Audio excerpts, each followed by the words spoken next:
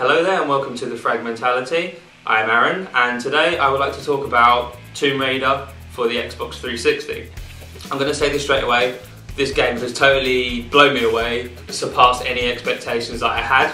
First of all, a bit about the game, you play as a young Lara Croft. Everyone must know who Lara Croft is, and if you don't, shame on you. And it's basically the story of how she becomes this sort of Indiana Jones type character. You start out on an island with some colleagues, you get separated and attacked by these local inhabitants of the island. And the game's basically the story of how she has to survive and get off the island. That's without spoiling too much for you. First of all, I will say that the graphics are excellent. The island is realistic.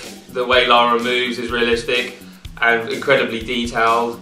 I particularly like the weather effects. There's occasions where you're sort of running through treacherous rainfall and storms and thunderstorms, and it's so well done and realistic. It's really good. The gameplay is kind of a mix of Red Dead Redemption and Far Cry 3.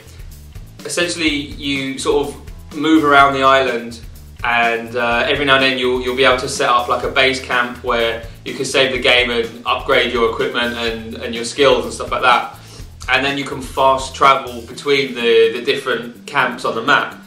So it's a little bit like Red Dead Redemption in that sense. And as I mentioned before, the game's all about survival. So Lara has to kill sort of local wildlife and animals to stay alive.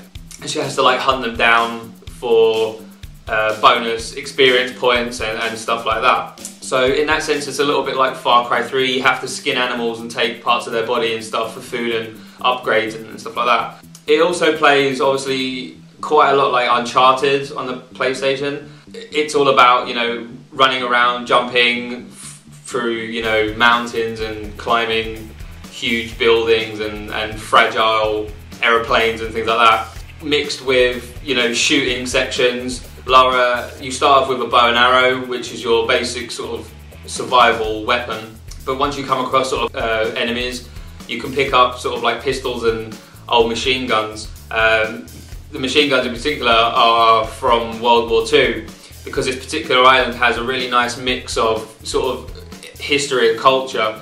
You've got your sort of typical nice sort of beach, sandy beaches, mountains, but then there's this kind of like Chinese Buddha kind of temple looking places, which are also really nice. And then you have this kind of like a Japanese World War II bunker and radio tower areas thrown in. And it's a really nice mix, and it keeps things a bit interesting. One thing I really like is that you can progress through the main game, the main narrative as normal. You have optional tombs to explore kind of on the side, so you don't have to constantly go underground and explore tombs. They're optional if you want achievements and experience points and things like that. So it kind of has this almost sort of like Skyrim feel to it. You can kind of go pretty much anywhere along the main narrative, and you have the optional dungeons if you want to do them. You don't have to. And the game isn't the longest game in the world, but if you're like me and you like to sort of hunt for things and explore and find every secret and unlockable, then you'll be at this game for quite a long time.